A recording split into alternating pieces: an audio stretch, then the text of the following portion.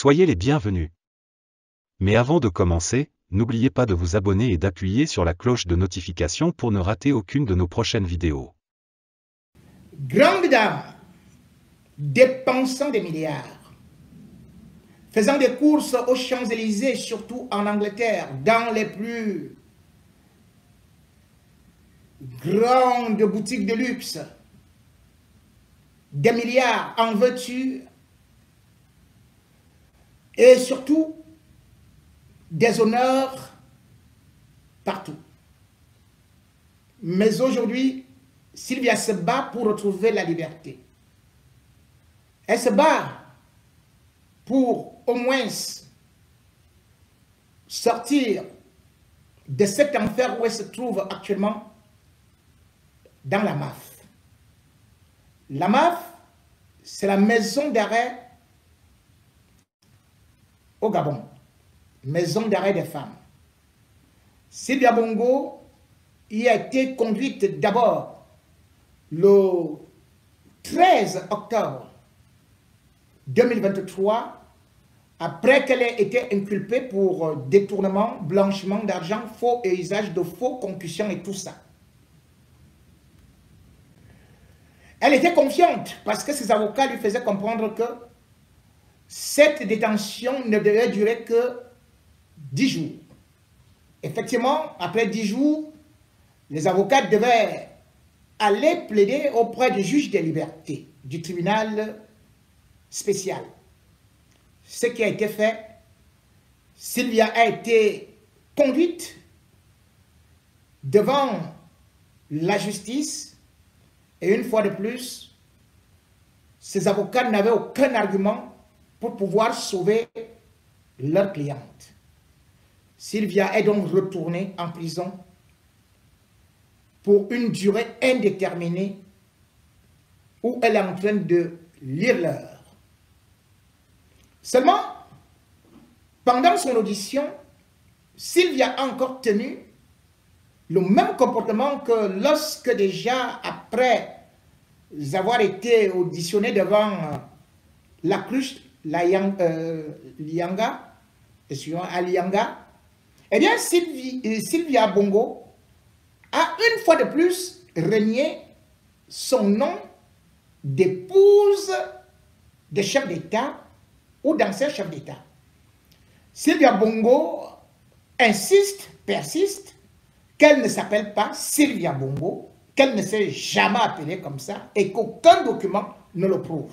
Bref, Sylvia Bongo est en train d'expliquer au monde entier qu'elle est juste une jeune fille qui a vécu comme une comédienne auprès d'Ali Bongo. Elle demande donc qu'elle soit appelée Sylvie et non Sylvia. Ah oui. Aimée Marie Valentin. Voilà donc le nom par lequel elle se présente. Elle ne reconnaît plus Ali Bongo comme étant son mari. Et ceci peut s'expliquer dans la mesure où ce mariage n'avait été qu'une parodie. En réalité, Sylvia s'inscrit dans la lignée de ce qu'on peut appeler les féoumans. Elle a été envoyée en mission, ou plutôt Ali Bongo l'a prise en mission pour cacher certains de ses comportements qui peuvent être recto verso. Et d'ailleurs, lorsque Sylvia Bongo, comment est-ce qu'elle y arrive? Elle y arrive par le touchement de son père. Son père qui, bien évidemment, était aussi l'ami de Bongo. Donc, Édouard Valentin. Édouard Valentin était arrivé au Gabon dans les années 74, après avoir fait des pérégrinations au Cameroun, puis au Sénégal. Là, il se cherchait et on ne savait pas trop bien. On ne connaît pas quels étaient véritablement ses arguments, mais toujours est-il qu'il va arriver au Gabon pour s'installer, puis il va réussir à installer ce qu'on va appeler une société d'assurance. Mais cette société d'assurance était aussi une société de fémania. Pendant que il réussit aussi non seulement à être avec Bongo Fils, mais aussi il commence à côtoyer, non seulement il est avec Bongo Père, mais il commence aussi à côtoyer Bongo Fils. Et quand maintenant Bongo Fils, il sait par Omar Bongo que c'est lui qui sera président, c'est là il envoie donc Sylvia pour jouer ce rôle de première dame, une première dame qui subitement,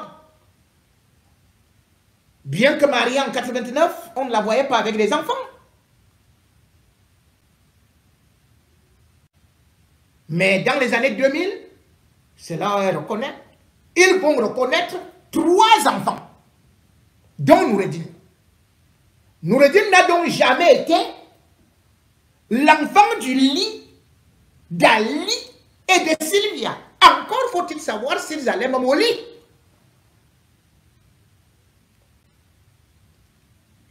Le père de Sylvia, ou plutôt de Sylvie, l'avait juste placé comme un pion pour jouer certaines choses, bien évidemment, qui vont mal tourner puisque il était le bouclier, mais malheureusement, il va mourir, je crois, le 18 janvier 2023, dernièrement. Il est mort. Il jouait le pilier. Et il a façonné sa fille, oui, le 28 janvier 2019. Il a façonné sa fille pour qu'elle escroque en même temps aussi Ali Bongo et qu'elle joue le rôle, comme par exemple, la première dame, et comme ça elle est aussi payée, et pendant ce temps, elle dilapide l'argent du Gabon, elle peut utiliser l'argent du Gabon n'importe comment, elle peut voyager là où elle veut, elle peut aussi aller faire ses affaires avec n'importe quel homme qu'elle veut. Bref, ça ressemblait à un couple libertin, mais en fait, Sylvia nous explique et insiste que ça n'a jamais été un couple. Sinon, comment expliquer que la première dame, son nom ne soit pas changé sur ses papiers? Comment expliquer que la première dame ne reconnaisse plus son mari? Comment expliquer que Ali Bongo lui-même n'ait pas fait d'enfant avec Sylvia, mais aille reconnaître 3 enfants? Mais Ali Bongo était encore jeune.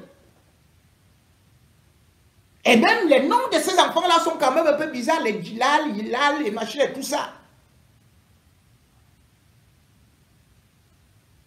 Ali Bongo a donc joué avec Sylvia, bien évidemment comme des étrangers qui avaient trouvé un gâteau à se partager. Et ils ont pris beaucoup d'argent. Et bien évidemment, avant d'arriver sur de l'argent, il faut savoir que Sylvia ne savait pas que, en faisant ceci, en régnant Ali Bongo, même sa vie en prison allait en pâtir. Puisque Sylvia, dès qu'elle est aussi arrivée au Gabon, on lui dit, ok, tu n'es donc pas Sylvia Bongo, tu n'es donc pas l'ex-première, tu es comme tout le monde. Sylvia est donc en train de lire l'heure là-bas. Vous vous rendez compte? Sylvia qui se levait, trouvait 8 majordomes. Sylvia avait 12 mètres d'hôtel. En prison, il a été imposé à Sylvia un petit lit aussi d'une place, une buanderie commune et aussi des jours pour préparer elle-même. Sylvia ne s'est pas préparée. Sylvia ne s'est pas préparée. Et là-bas, la prison des femmes, on peut vous donner une petite cuisse de poulet avec un morceau de pain là et tout et tout. Débrouillez-vous, vous-même avec les condiments. Même mettre le sel, Sylvia ne connaît pas. L'huile, elle ne connaît pas. Sylvia est amaigrie comme ça là.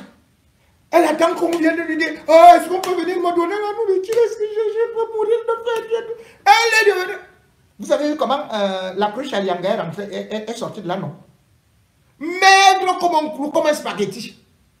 Sylvia, aujourd'hui, les cheveux sont dressés comme ça en pagaille. Elle pleure matin, midi, soir. La prison des femmes, où Sylvia se trouve donc maintenant, on ne l'appelle plus avec les premiers noms qu'on appelait là que la première dame et tout et tout. Là-bas, il y a ce qu'on appelle les matons. C'est-à-dire que qu'ils parviennent à te ridiculiser. C'est-à-dire que ton motif d'incarcération, c'est ça qui devient ton nom. C'est-à-dire que si tu as, par exemple, commis un assassinat, on te dit la tueuse. Si tu as commis peut-être la voleuse. Si tu as la triche. Donc Sylvia, aujourd'hui, ne s'appelle plus Sylvia. On l'appelle tout simplement la voleuse, la mafieuse. Elle a honte maintenant, même pour entrer dans la cuisine, essayer de pouvoir faire quelque chose là, et il n'y a plus moyen parce qu'il y a des petites bouches là. Sylvia, quand elle veut là, les femmes viennent aussi pour essayer de guetter. Elle est comme ça là. La prison des femmes, c'est ce qu'on vous rappelle lorsque vous êtes amoureux. Vous êtes une première dame. Vous ne pouvez pas imaginer que demain ou après-demain, vous pouvez vous retrouver à ce niveau-là. Voilà donc Sylvia Bongo. Sylvia, elle qui avait des grosses voitures, elle qui avait des liasses comme ça, là-bas à la prison, les bijoux sont interdits. Là-bas à la prison, Sylvia n'a plus droit à ses sacs.